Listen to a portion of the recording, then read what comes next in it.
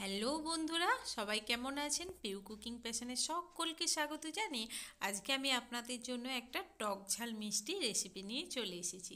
বুঝতেই পারছেন, টক ঝাল মিষ্টি মানে আচারের কথাই বলছি। আজকে আমি আপনাদের পাকা চালতার আচারের রেসিপিটা দেখাবো। চালতার রেসিপি কিন্তু আমি আমার চ্যানেলে আগেও দিয়েছি। আজকে আমি আপনাদের দেখাবো পাকা চালতার খেজুর গুড় দিয়ে কিভাবে বানালে সারা বছর ফ্রিজে না রেখেও আপনারা সংরক্ষণ করে রাখতে পারবেন।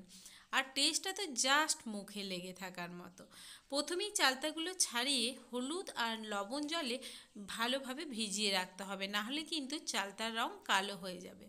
সেই কারণে ওই কাজটা করা কিন্তু খুব ইম্পর্টেন্ট। এবার একটা পাত্রে কিছুটা পরিমাণ জল নিয়ে তার মতো স্বাদ মতো হলুদ আর লবণ দিয়ে চালতাগুলোকে ভালোভাবে সেদ্ধ করে নিতে হবে, যতক্ষণ না সেদ্ধ হচ্ছে।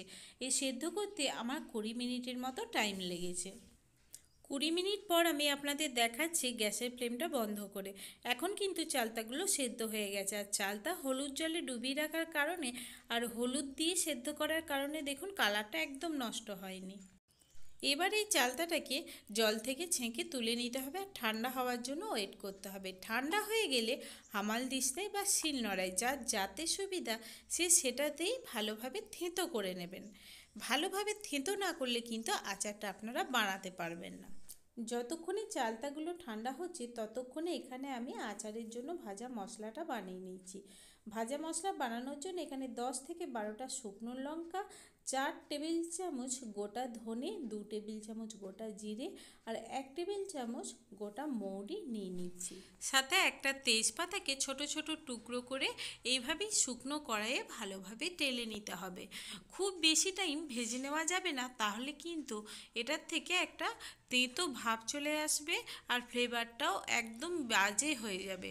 দেখুন লঙ্কার থেকে এখনই হালকা কালার ধরতে শুরু করে দিয়েছে আর ধনে আর জিরেও কিন্তু ভাজা হয়ে আসছে। এইভাবে হালকাভাবে নেড়ে চেড়ে ভেজে নামিয়ে ঠান্ডা করে মিক্সিতে ভালোভাবে পেস্ট করে নিলেই হবে। এতক্ষণে আমার চালতাগুলো কিন্তু ঠান্ডা হয়ে গেছে। চালতাগুলোকে আমি এইভাবে একটা একটা করে হামাল দিস্তায় ভালোভাবে থেঁতো করে নিচ্ছি। এই কাজটা কিন্তু আপনারা শিলনোড়াতেও করে নিতে পারেন।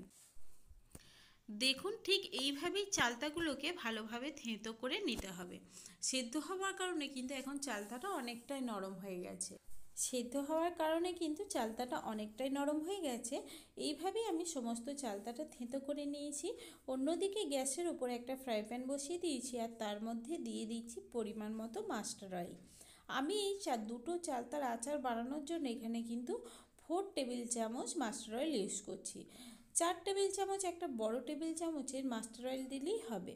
এই তেলের মধ্যেই দিয়ে দেবো কিছুটা পরিমাণে তেজপাতা টুকরো টুকরো করে নিয়েছি। তেজপাতাটা দিয়ে দেবো আর দিয়ে দেবো কিছুটা পরিমাণে 5 ফোড়ন।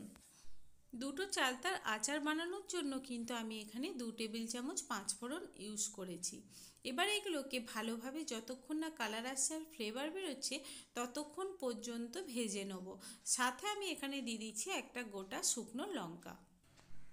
এবার দেখুন এটার কিন্তু কালার চেঞ্জ হতে শুরু করেছে আর গন্ধটাও বেশ ভালো এসেছে।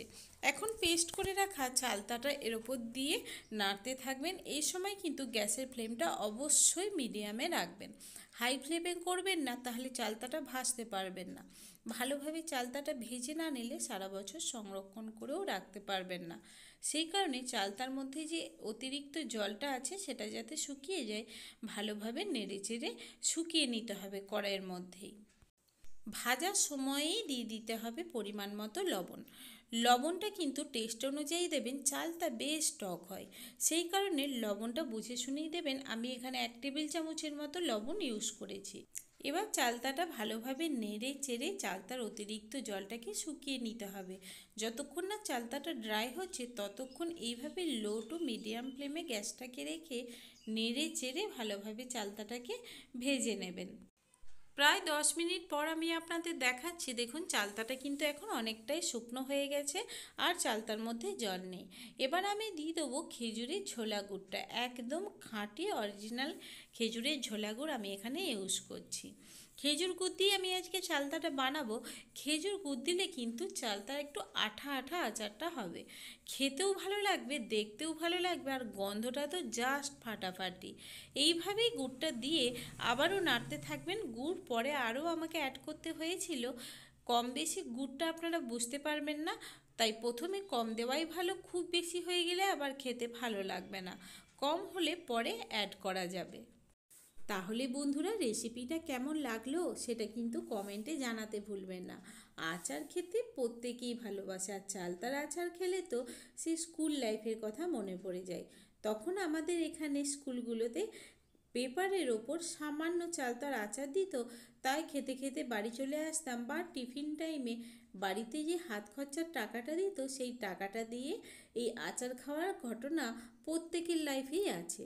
তাই এইভাবেই স্কুল লাইফের আচারের স্বাদ পেতে বাড়িতে একবার আচার বানিয়ে দেখার অনুরোধ রইল। এবার দেখুন, আমি এখানে 2 টেবিল স্পুন পরিমাণে ভাজা মশলা দিয়ে আবারও নেড়ে চেড়ে নেব।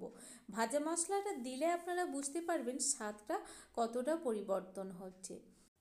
এইভাবে নেড়ে চেড়ে নামিয়ে ঠান্ডা হলে একটা জারে ভরে রেখে দিন। কাঁচের জারেই রাখবেন, তাহলেই কিন্তু বেশি দিন সংরক্ষণ করে রাখতে পারবেন। যদিও এইভাবে আচার বানালে বেশি দিন লোভ সামলে বয়মের মধ্যে রাখা সম্ভব নয়, তবুও নষ্ট কিন্তু হবে না। রেসিপিটা তো অনেকেই দেখলেন, নিশ্চয়ই ভালো লাগলো।